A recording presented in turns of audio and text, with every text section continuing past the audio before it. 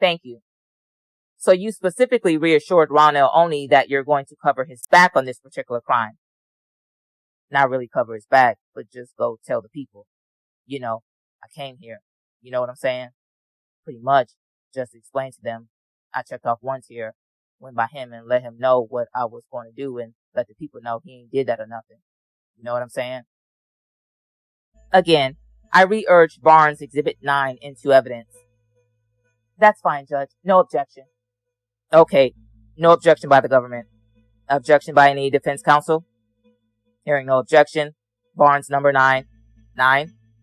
9, Your Honor. 9 is admitted into evidence.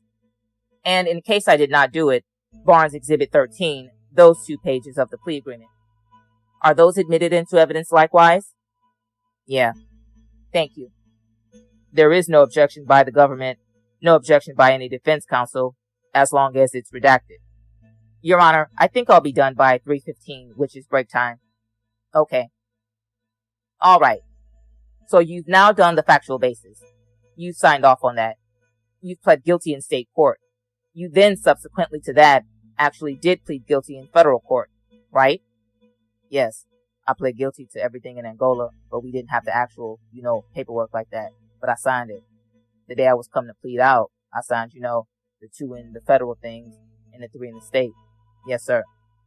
And after you pled out in federal court, you actually were moved. Bear with me one second. You were moved to Tangipahoa Parish Jail, and that was on June the 23rd of 2015. Does that ring a bell? When I pled out. Yes, sir. Yes, sir. I can explain. When I pled out, they sent me back to Angola. They sent me to St. Charles Parish. Then they sent me back to Angola. From Angola, I came back and went to St. Tammany Parish for, 1 or 2 weeks, maybe a month. Then they sent me to Tangipahoa, the day that I pled guilty in open court to all the charges, the federal charge. Judge, the register of his booking date in Tangipahoa would be the 3rd page of Barnes Exhibit 7C, and I request that be admitted at this time. Any objection? Let Mr. Rainier look at it. No objection. All right, thank you. Oh, no. It's got his address on it. I object. We'll black that out. All right, I object. We'll black the address out. Okay, fine. Any objection by any defense counsel? Hearing no objection, let Barnes. What is this? 8? That was 7C, page 3. Okay. So in connection with this witness, those 3 pages of 7C. Gotcha. All right. Thank you. All right. So you go to Tangipahoa, and joining you at Tangipahoa is Rico Jackson and Tyrone Knockum, correct? Yes, sir. Them. But a lot of other guys was there as well. I understand. But specifically those 2? Yes. Yes, sir. And those 2, you already knew them from before, or you met them for the first time? No, I knew them from before, sir, before they got there. And would you call them or refer to them as your partners? Yeah.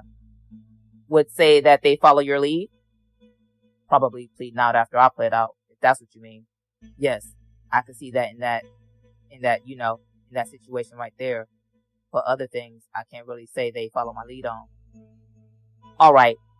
And now, did you talk with them about the facts of the Floyd Moore homicide?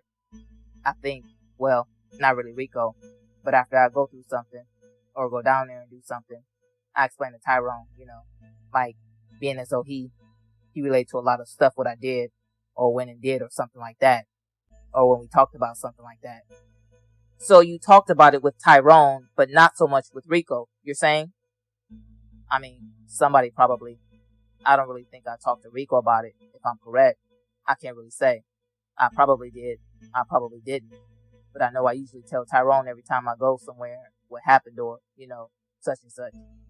Now, it's correct, is it not, that on January 22nd of 2016, the 3 of you left the Tangipahoa Parish Jail in the custody of the FBI and went to the FBI to be interviewed. Do you recall that? Us 3? Together? Together. No, we never went together. I can't recall we ever went nowhere together like that. So if the FBI interviewed the 3 of you at the FBI office on that day, you wouldn't know about the other 2 being there. Is that what you're telling us? The only time I can say they saw us together is when they came to Tangipahoe and they called us in the room. So no, the three of us never. The only time the three of us ever went somewhere, Your Honor, was when we came to St. Charles to get ready for the trial. That's all I can remember. So I may have it wrong here. So the three of you did not go to the FBI. Rather, the FBI came to you. Yes, sir. Okay. Fair enough. And so you knew the FBI was coming and the FBI was talking to the three of you? No, I didn't know they was coming. They popped up on a Friday, if I'm correct. James, that lady, and Miles. I don't really know her name, but I know they popped up. They took you into the room one by one and asked you some questions, among other things, the Floyd Moore homicide, correct? Probably so. I can't remember the specifics, but they asked me some of the questions I answered before. And I think I asked them why they asked me the same thing, and I already gave them the answer. But I see that they do that a lot, asking the same thing a lot. Yes, sir. Okay, that's very important. So they asked you the same questions and you gave the same answers, and you were wondering, why are they asking me the same stuff again? Right? I realized why they're doing it, to see if my story going to change or if I'm lying, I assume that's why they're doing, was asking the same thing over. And as far as you're concerned, your story's never changed. No, sir, not to my knowledge. And I don't quarrel with that, okay? Yes, sir. Alright. Just one last thing I want to go into is, let's see. That was in January of 2016.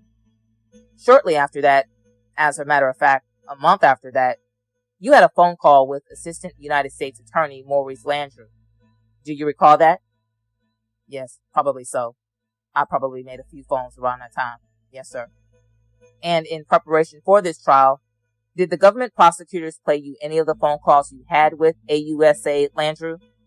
No, sir. Okay. So your memory has to go back to a year ago when you made the call because you haven't thought about it since. I mean, I made quite a few calls. I can't say which call or what topic or what we were talking about. So, alright. So what I'm going to do is I'm going to play that call. Alright.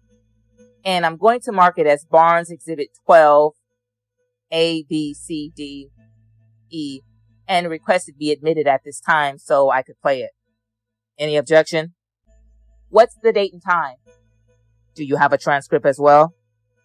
I'm sorry, Your Honor? Do you have a transcript as well? I have a transcript, but it's marked as a draft. Okay. So, therefore, it's not... Alright, fine. Yes, sir. So they're not going to be looking at the transcript? Yes, sir. Okay. Alright. What I'm going to do is I'm going to play it, and I will break it in certain points and just ask you a few questions. Alright. If your memory is such and you need to hear it again, then we'll go back and play that again for you. Okay? Alright. Alright. So, Cindy, if we could start. Do you recall, and I realize this was 3 years ago now, do you recall why you would have to reassure AUSA Landry that you weren't tripping, you weren't bullshit, you weren't playing games? Had something been voiced to you that you were doing that? No. Do you recall why you had to tell him that? Probably not. I probably don't remember offhand, sir. Okay, fair enough. And again, you say to AUSA Landry again, just reassuring him, that you was never playing games with him, which of course you were not. Correct? Yes. But then you also go on to say that there were dudes. You also say that there were dudes who would lie so much and trying to make sure they were lying and playing games. Yes. I was talking about the dudes on the tier, basically. You know what I'm saying? That's what I can remember that call now. I know what I was calling him and referring to. So which tier are you referring to? You're making this call from Tangipahoe Parish at this time. Yes.